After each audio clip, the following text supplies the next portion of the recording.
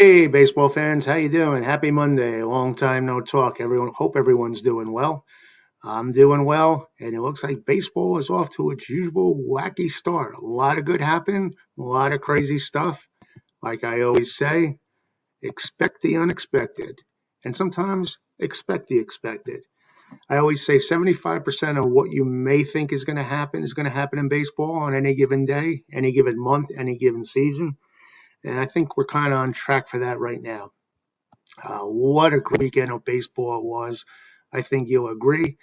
Let's start off with the uh, Padres and Dodgers series. What a beauty that was, wasn't it? If this is going to tell what's going to be in the future for the next few years between these two ball clubs, it's going to be fun. It definitely lived up to hype. During the offseason, the Padres and the Dodgers were the big story. Who's signing who's going where. Uh, They took two of the best rosters already in Major League Baseball and just built upon it. The bidding was crazy for some of these players. Trevor Bauer, big contract. Uh, and you can go right down the line with the Padres and all the moves they made. But you know what? Sooner or later comes time to play in baseball, and that's what these guys did. And like I said, it was just a good way to preview what's going to be happening in the years to come. And we could tell right away that with all this buildup and all this pressure and all this tension and all this hype, I think these two teams definitely don't like each other. And that makes for not only a rivalry, but a bitter, intense rivalry. And yeah, both benches cleared twice in this series. So when you're in April and the benches clear twice, that means something's happening. Friday night tensions ran high in extra innings when Jorge Mateo was punked in the hip by a Dennis Santana fastball. Mateo took a few steps toward first base, then took exception when Santana looked in his direction and perhaps said something. No fireworks ensued, but both dugouts and bullpens cleared. Now, the little brouhaha Saturday, I should say, was a little bit tamer, but still was a good indication of where this rivalry is headed. And it was all kind of weird because it was an interference call on Jerickson Profar when he took a late half swing at Clayton Kershaw's fastball and appeared to strike out. He quickly contended that he made contact with Austin Barnes' glove. Replays committed that fact. But Kershaw, none too pleased with the nature of the swing, let Profar know about it. Yeah, Kershaw, he's intense. When he wants to be, he could be intense. And he was yakking at Profar from the third base sideline. And Profar, staying on first base, shouted back. The bench is cleared, and both sides remained in front of their respective dugouts. So, yeah, it was kind of pretty intense. And that's what you want to see. I'm all for it. As long as no one gets hurt and there's no malicious harm, make it intense. If the benches have to clear everything once in a while, just leave it on the field and don't let anyone get hurt on the ball field in the game of play. And we both could see that the pitching is going to be amazing for both teams this year. What matchups we had. Remember San Diego obtained Blake Snell during the offseason. The Dodgers got Trevor Bauer. And they faced off against each other on Sunday. And neither one really disappointed. They gave great performances for their respective teams. But they weren't the only ones to pitch well this weekend. The Padres and Dodgers had the two best team ERAs in the majors coming into this weekend. And you can see why, as the six starters posted a combined ERA of 1.60 coming into this series. It was pure dominance on the mound for some of the best pitchers in the game. It's what we should expect going forward. I loved it. And then you have the superstar matchup. You had Mookie Betts and Fernando Tatis Jr. They stand out as the two brightest superstars on the field. Your eyeballs are just drawn to them and their amazing talents. Neither one really did that well this weekend. Although Betts, let's not forget the great catch. It was actually a game-saving catch on Saturday night when he ranged to his left to rob Tommy Pham of extra base hits with tying runs in scoring position. And I know you guys are all into the StatCast probabilities and all that, but that catch, they said, was only a 10% probability of being made. So momentum, adrenaline, whatever it took, Betts made the play. And Fernando Tatis, let's cut him a break a little bit because he's been hurt. and it's clear he's not at his best yet. He was activated from the injured list Friday ahead of the series opener. And on Friday, he did launch a second home run of the season, and it was a majestic one. It was nice. But unlike Fernando, he committed 2 errors in key moments Friday night. Now he has 7 errors on the season, and he finished the series just 1 for 13. So hopefully Fernando's on his way to recovery, and it's not a lingering injury that's going to bother him. Maybe he just has to dust the rust off and get back in the beam, but we'll see. He says he feels 100%, but we'll see going forward on that. But you can tell that when these two teams play, it's a playoff rivalry, without a doubt. It's like a playoff series. The energy, the fans are into it. I love the enthusiasm of the fans, both the Dodgers and the Padre fans in the series. And it's definitely postseason hype now when these two teams are going to play during the regular season, without a doubt. Now let's move on to Atlanta. Atlanta off to a struggling start. I remember, what was it, Fangraphs predicted them with only 83 wins or something, to have only 83 wins this year. Well, maybe they saw something there, but it is early in the season. But the big concern for the Braves is Ronald Acuna Jr., and they're going to tell us Monday whether or not he needs to be put on the injured reserve list.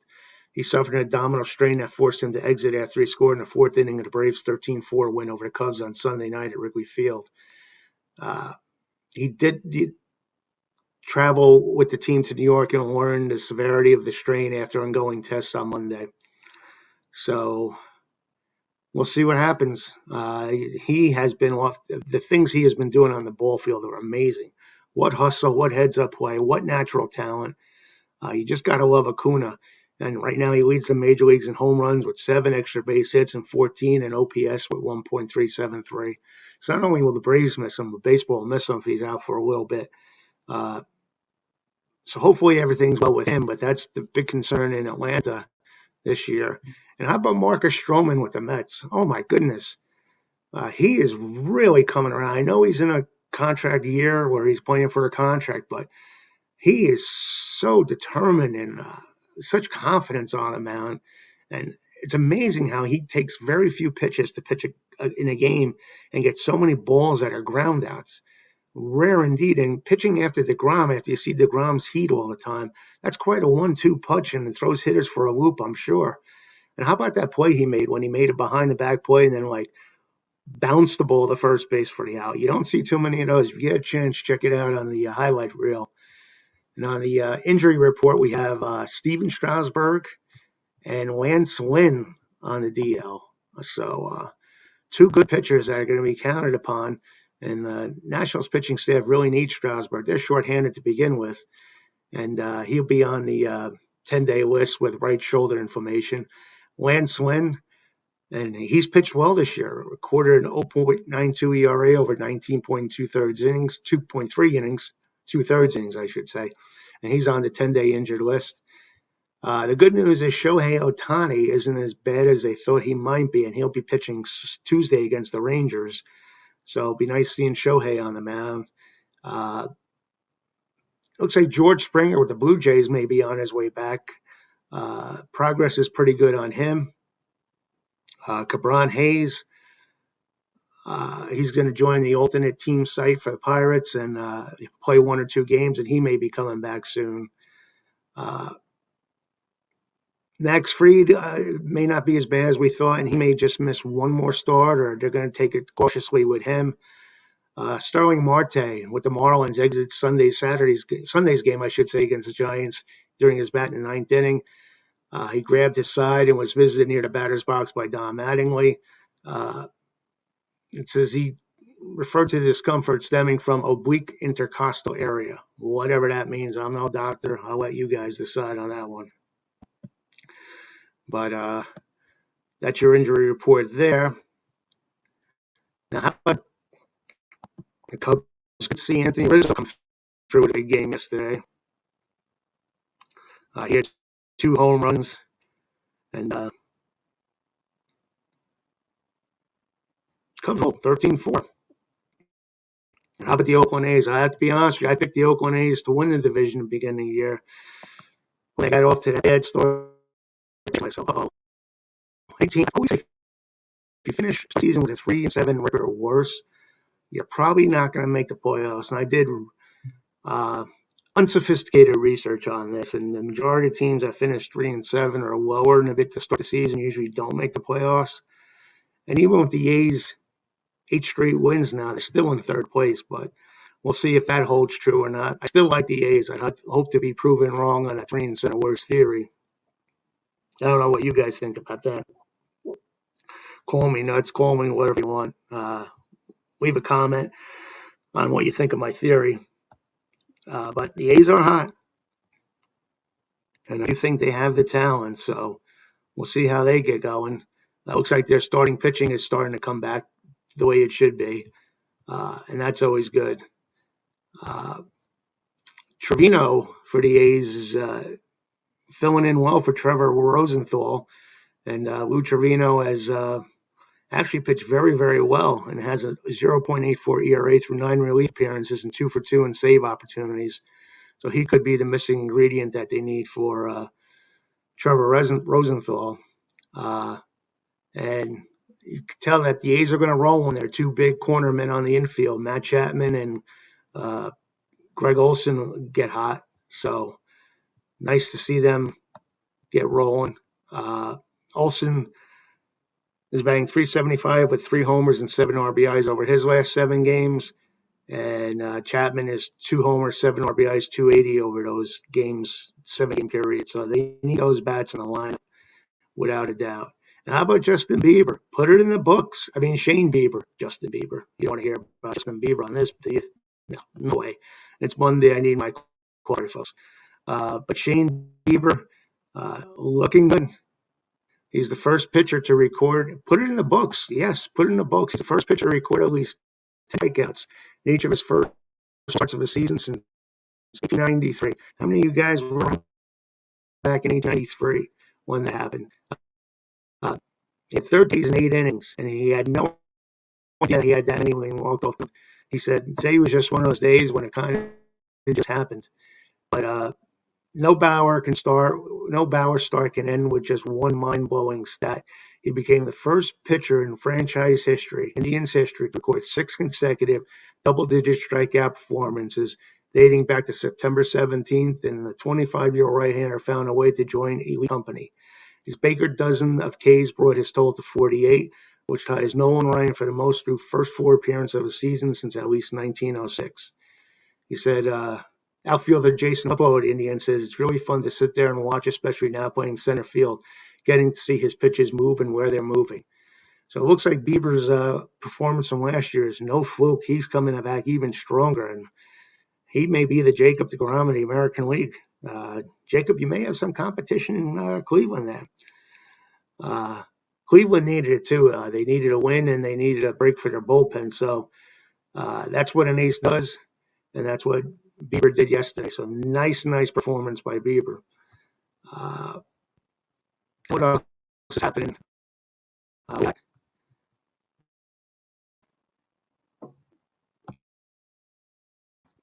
the Yankees?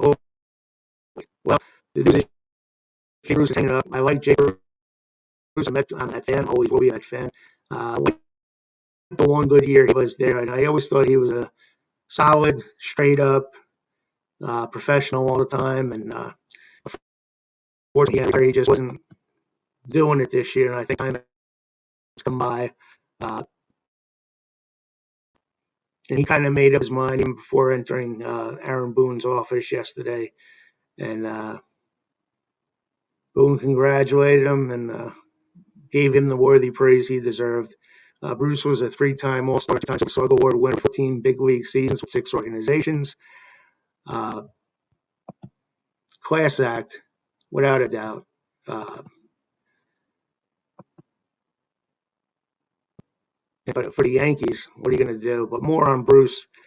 He was drafted in the first round, so he was a prized prospect from the beginning back in 2005 when he batted for his career, 244 batting average, 314 on-base percentage, and 467 slugging percent, on-base percentage and slugging combined. Slugging percentage, I should say, with 319 home runs and 951 RBIs and 1,650 games for the Reds, Mets, Indians, Mariners, Phillies, and Yankees. Aaron Boone said it's been a great run for him. He's been a real pro with us. I've been grateful to be around him the last several weeks. I really wish him the best moving forward. Today should be a proud day for him in what has really been a special career. And I agree. He tried to hook up with the Yankees coming off the bench, spot starts. But even Bruce said it's bittersweet, but I've always tried to look in the mirror and be honest with myself whether it was positive or negative. Everyone stops playing baseball at some point. I have not been so fortunate to have the career that I've had. I do not take any of it for granted. So congrats, Jay, on a fantastic career. It looks like DJ LeMahieu will be taking over first base for now till Luke Voigt comes back into the fold. And we all can see that the Yankees are missing Luke Voigt. Now, I don't think Rougned Odor is the answer. Not a big fan of him. I didn't like the way he handled himself in Texas, and I don't know what the Yankees were thinking, except that they got the contract for free there, basically from the Indians. From the Mets. So we'll see. Who knows? Who really knows what the philosophy and mindset there is in Yankee land? But going on, and the Yankees just ain't enter Cole. He's the one guy I think they're getting the one when they take him out. They lost a heartbreaker yesterday with him on the mound, so they really need to get up there going soon. They're a good team. I know they'll probably win about 90 games regardless, but can't let the team slipping away. There's a lot of talent on that team, but sooner or later you got to start winning. But how about the Rays, though? How do you keep doing it with the Yankees? That's a reason why. And how about Aaron Nola? Always been a big fan of Aaron Nola. When you get to his statistics, you realize what a great pitcher he is. And he had a win Sunday afternoon, a 2-0 victory over the Cardinals at Citizens Bank Park. Never an easy ballpark to get a shutout in. And I think behind Jacob DeGrom, there's Aaron Nola. He is good. And for pitching war from 2018 to 21, according to Fangraphs, your top pitchers these are the only pitchers ahead of Aaron Nola. Jacob DeGrom, number 1, Scherzer 2, Cole 3, Verlander 4, Bieber 5, Bauer 6, and Lance Lynn 7. So he's one of the best in the business. And he got 21 misses on 51 swings, 41.2% for the fifth best whiff rate of his career. He's only getting better. He struck out 10, 9 of them swinging for the 17th double-digit strikeout of his career, and he allowed only 2 hits. So Aaron Nola is there, and he's going to keep the Phillies in the hunt if he keeps switching like that, and I expect no less from Aaron. Great competitor, great pitcher, and the Phillies are very, very, very lucky to have him. Now, looking forward to the week ahead, we can't look forward to the A's and Twins. The series opener between them has been canceled to allow for further testing and contact tracing for COVID-19 involving members of the Twins organization. Twins found out that it was a member of their traveling party that contracted COVID-19. So they're going to take all the safety protocols there. And they said that the postponement of the series with the A's was not due to any new cases within the Twins organization. So that's a good thing. So hopefully this is just a temporary blimp. And it's unfortunate stuff is going to happen that, we're just going to have cancellations and 7-inning doubleheaders. But I'll tell you what, it's been a fun season so far. And I'm happy with it. With the wackiness to the 7-inning doubleheader, the wackiness of maybe moving down a little bit back, the wackiness of COVID-19 cancellations. Well, it's part of baseball in 2021. But the good thing is we have a full 162-game schedule. That's what I'm digging. Hopefully you guys are digging it. And hopefully you're digging this YouTube cast every day. I do at least one. If you do like it, please hit like. Please subscribe. I'm up here every day now. And I really do appreciate your support. So enjoy your Monday. Enjoy the week. Make it a good one. Enjoy the weather. It's getting warmer out there. And more importantly, play ball and have fun. Take care, guys.